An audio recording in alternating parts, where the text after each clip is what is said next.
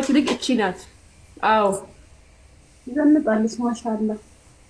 አዎ ካሜራ ልጅ ደግሞ እኮ ማርያምን ጌታን ዋቀየ እኮ ሴና ጅጅራ አርጊታምቲ ወኖ ጎዳ ወር bilbila በተቹ በርባደኒ ፊ ወር ከፈነ በተቹ በርባደ ለኮስና በሬሳ ስልክና ልብስ የምትገዙ ሙጫኔ ሰደቀቲ ጂ ሙጫኔ ሰደቀቲ ታሪያ ጎመና አለ እንዴ ሙጫኔ ሰደቀቲ ጂ ሙዴ ሲመጣ አልቋል። እሺ ኦፕሬቲንግ ኬኛ ሙጫን እንደ ኩብሰቴ akkuma argaa jirtan fayyaa ishii guutuutti deebitee jirti. Galanni waaqayyoo yaa ta'u egaa akkuma argaa jirtan sagalee ta'anii fi kinoo sammuu ishii hojjeteefii jira. Egaa buleewwan dhugaa dubbachuuf galatoomaa isiniif jechuun jaaladha. Tokkoffaa irratti nama wal ta'uun jaalalli yoo jiraate wanni hunduu hin jira. Galanni waaqayyoo yaa ta'u ashama harka fuuni hordoftoota kabajamtoota saana yuutuubiis kadhachatti argamtanii jirtu ar'amoo waan gammachuu tokkodha. Yoo baay'ee waan dasna jedhee viidiyoo kana hojjechuun dirqama waan natti ta'eef naa keessi kiyyatu na gammade. Egaa akkuma argaa jirtan tigistii dhugaa dubbachuuf guddaa galatoomii jalqaba irratti. Egaa akkuma argaa jirtan tigistii mucayyoo san ijoollee amma mucaan obboleecha kiyya jedhee mucattii tana fuudhee dura ishii waan hin beekne obboleettidha jedhee qarshiirra nyaachudha. Ijoolleen dhiiramoo asuma kanaaf isheen ijoollee warri kun akkuma argaa jirtan amaaran tokko ta'anii namni zeeginnati waliin qoqqoodne namni gaggaariin wajjin gaafa walitti jedhan akkanatti namas adaananii waan gaarii hojjetanii waaqarraas immoo waan gaarii argatu jechuudha. Akkuma argaa jirtan isinii galee na mucayyoon tun fayyitee sammuu ishii akkasitti eeggaddaa uffata baafatte sun har'a fayyite. Galanni waaqayyoo yaa ta'u dhugaa dubbachuu wanti waaqayyoon dadhabe hin jiru. Kanaaf nama wajjin namnis namaaf qoricha. Egaa akkuma argaa jirtan mucayyoon tun fayyitee jirti. Tigisti sagalee taatee fi saarii akkasumas masii namoota baqa hedduu takka waan gaarii hojii gaarii hojjechuun an akkanaati. Hojii gaarii hojjetanii galatoomaas ni jechuu barbaada. Ingidihi akkuma argaa ni namoonni biraatis isaan kanarraa maal barattu laata? Ilaala maal barattu? Maal sin barsiisan? Oromoo Amaaraa seenaa ajaa'ibaati. Seenaa ajaa'ibaa dalaganii jechuudha. Argitanii seenaa ajaa'ibaa mucayyoon tun irree fayyite. Tikkeettirree sirraa kunnee tikkeettirree sii kunnee waan si gargaarree bilbilarree yoo dhabde sii binnee maatii kee biras geessinee achi yoo barbaadderree deebitee hojjettaa jedhanii waadaa galanii fi mucayyoo sana sammuu isheetitti deebisanii jechuudha. Waa malee manni naaru jedhan mucayyoon tun waa malee kan ta'an isinii galee birrii waggaa 5 dhabdee jedhan. Birrii waggaa 5 biyya kana hojjette waggaa 5 hin dhabdee. Kanaaf aarii sanarras akkana taatee jedhan. Dhugaa dubbachuuf yeroo tokko waan akkanaa kana ijoolleen keenya dhugaa dubbachuuf yeroo baay'ee maalan jaseetan yeroo baay'ee birrii asitti hin qusatina yookiin namatti hin kennina. Gara biyya keessanii ergadhaa yookiin akkaawuntii qabdan yookaan maatiin keessan irraa nyaatu. Maatiin keessan wittiin xaaranis guddisa waan ta'eef isaan nyaatan. Asitti gana asitti qabdee sanitti liqeessitee ijoollee ilaalame birrii waggaa 5 jechuun asii miti. Birrii waggaa 5 kana dhabdee mucattiin tun akka sammuu taateedha. Kanaaf birrii abadan asitti kennina. Nama beektan irraan ergadhaa malee nama hin beeknetti hin kennitina. Ingidihi waaqayyoo araaramu. Mucayyoon tun ingidihi fayyite galanni waaqayyoof yaa ta'u uffata baafattee osoo namni bira hin jiraanne yaa'u daanduma irratti akkanatti hafti jechuudha. Daandumarra kaatte daandumarratti hafti. Garuu immoo amma fedha waaqayyoo ta'e mucayyoon tunis fayyitee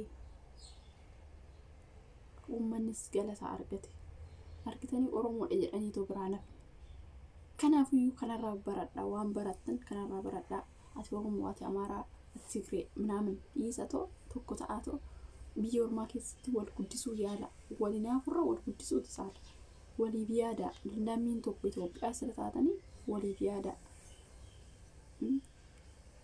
Ati Amaaraa ati Maarii ati Mintichi yoo jechuudha kanatu caala jaalalatu caala kan barsiisis immoo waaqayyo jaalala waan ta'eef kanaaf tokko ta'aa jiraadha.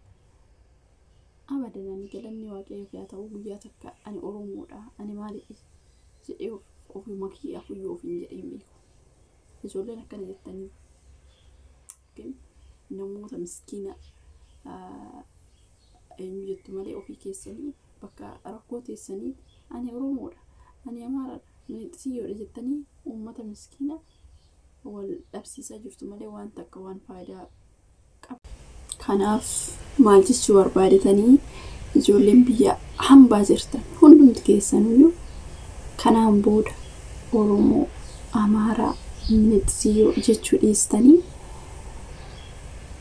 osoo obboleetti akka obboleewwaniitti wallaaltanii akka obboleettitti akka obboleessatti wallaaltanii bareeda. Isinii galee bareeda. Kanarra yoon tokko rakkate wal taatanii tokko taatanii nama san gargaartanii rakkina san keessaa baasu. Namni tokko gaafa dhukkubsataa san tokko taatanii osoo ati kanaan jeeginnatiidhaan waliin qoqqoodne nama sanaa daanuu.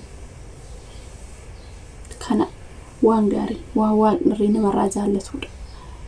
Keenya namni sharranyaa nan beeka. Sharranyaa kan moomaan beekni kana sharrii qaba dhugaa dubbachuuf. Ani amma fakkeenyaaf Oromoodha. Namni keenya ana akka nama keenya garuu immoo namni akkasii sun hin guddatu beektanii hin guddatu. Isaan amma ilaala. Amaaraan dhugaa dubbachuuf amantaatti irree goobazoota. Goobazoota amantaa isaaniitti illee cimcimoodha. Daa'ima isaaniillee እንደውም ana caala kan dandeechuutu jira jechuudha. Waa'ee amantaa. Sammuu qabu sammuutu hojjeta qalbii. Dhugaa dubbachuuf kanaafiyyuu maal jechuu barbaadetanii dhugaa waan jiruudha waan ta'eef. Kanaafiyyuu ati kana jechuu dhiistanii tokko waa fataatan waan bareedaa hojjettu jechuudha. Singalee waan bareedaa waan gaarii waan namarraan bareedna hojjetanii min xiqqimaallee maa faayidaa hin qabu jechuudha. Kanaafiyyuu akka uummata kanaatitti nama gargaaruu yoo barbaadan nama bira dhaabbachuu yoo barbaadan fafakkaachuu osoo hin taane lapheedhaan hojii hojjedhu. Oromoo maali jedhan jarri kun akkuma argaa jirtan Saarii Masii akkasumas Maamaar naati. Kuni namni kun akkasuma Abinnat ilaala namni kun arfamoo shanan nama dhukkubsate sirra dhaabbachuu kan keenyatu kammoo walitti cakkansiisa beektanii gisee kana keenya nooyoo godhannaa maal rakkattanii nooyoo kana goona maaltu singalchee yoo jiran immoo isaan kana hin dhiisu. Isinii galee garuu namni qalbii qabu waan akkanaatti qabamu malee keenya afaanuma bichaa xafi godhachuuf. Keenya namni afaanumaan qofa hojjeta malee hojii waan hojjetee agarsiisu tokko nala. Egaa obboleewwan maalifan yeroo hunda dhugaa dubbatu waan kanarratti yeroo hunda nan dubbadha. Yaa namni keenya tokko arrabaanis ta'ee maalis ta'ee inuma naa deebisu. Yeroo waan akkanaa kun dhugaa dubbachuuf sirrii miti. Maalifan jedhaa zeeginnatiidhaan waliin qoqqoodinaa yeroo nan jedhu yeroo hunda jechuudha. Namoota baay'een gisee kan dhageechan dassin hin jedhu maaliif akka ta'an beekan. Kuni dhugaa dubbachuuf ani waan jiruudha. Amma fakkeenyaaf keessattuu biyya hambaa jiraattee namoonni osoo zeeginnatii biraa ta'e namuma keenyatuyyuu waltuma namuma keenyatu baqa nama afaanuma waan akkanaa kana mee maaltu sanitti dhagawaasin dhugaa dubbachuuf. Kanaaf oduu wal bira tokko taatanii waan hojjettanitti wal guddistanii namni dhugaa dubbachuuf ani fakkeenyaaf namni tokko gaafa kophaa hojjeturra gaafa nama wajjin hojjetu caalaa kanaaf namni wal qoqqooduu dhiisanii Oromoo amma fakkeenyaaf Oromoo miidiyaa kana malee amma biyyatti namni fiqiriidha. Dubbachuuf Amaara Oromoo jedhanii akkas bada waliin hin jechaa hin jiran.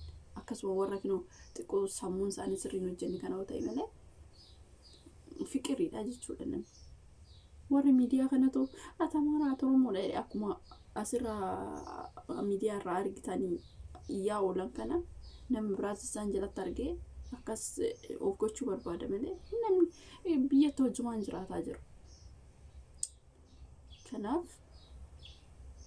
waan jechuu barbaade ani guutumaan guututti tokko taanii wal jaalannee jaalalaan osoo wajjin hin jiraannee namatti tola jechuu barbaade tanii egaa asxaqii keessatti yeroo hundi gongoree yookiin immoo isinitti darbe jiraadhe ifama isiniin jedha asumarraanii turtii gaarii baay'ee baay'ee.